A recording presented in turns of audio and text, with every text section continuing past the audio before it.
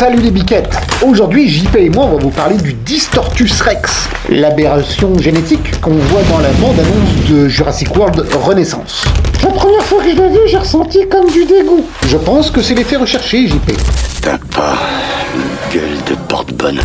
Là, pour l'instant, personne ne sait ce qu'il en est de ce Distortus Rex, à quelques jours de la sortie cinéma du film Jurassic World Renaissance. D'ailleurs, nous en profitons pour vous dire que nous serons présents à l'avant-première au Grand Rex à Paris, qui aura lieu le 22 juin.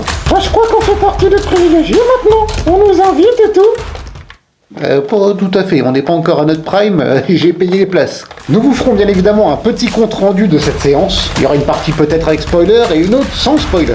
Alors pourquoi faire une vidéo sur le Distortus Rex alors qu'on ne connaît pas grand chose, vous me direz? Eh ben ce sont deux biquettes abonnés, Yanozoak et le Léosaure, qui ont émis l'hypothèse qu'il pouvait avoir deux Direx. Je trouve que ça peut avoir du sens. Alors ils me disent qu'il y a un Direx plus foncé que l'autre dans la bande-annonce, en espérant que ce soit pas juste un effet d'étalonnage. Ah, tu vois, j'ai même pas fait attention à ce détail. Ah, elles sont fortes nos biquettes.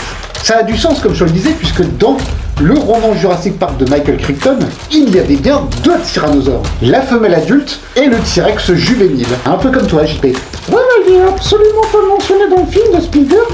Ouais, effectivement.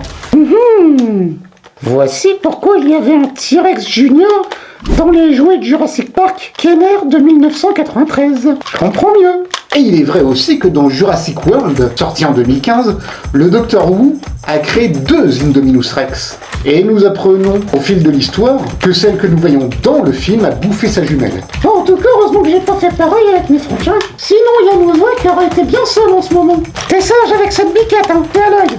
Et comment tu parles à nos biquettes, JP? C'est à mon frangin que je parle, gros couillon. T'es quand même pas le couteau le plus affûté du tiroir, toi. Bon, sur ces douces paroles, je vous apporterai des éléments sur le Distortus Rex, ou communément appelé Direx, à partir du 22 juin, lorsque j'aurai découvert le film bien avant tout le monde, en avant-première, au cinéma Le Grand Rex à Paris. Allez, merci mes biquettes de nous avoir suivis et ciao bye!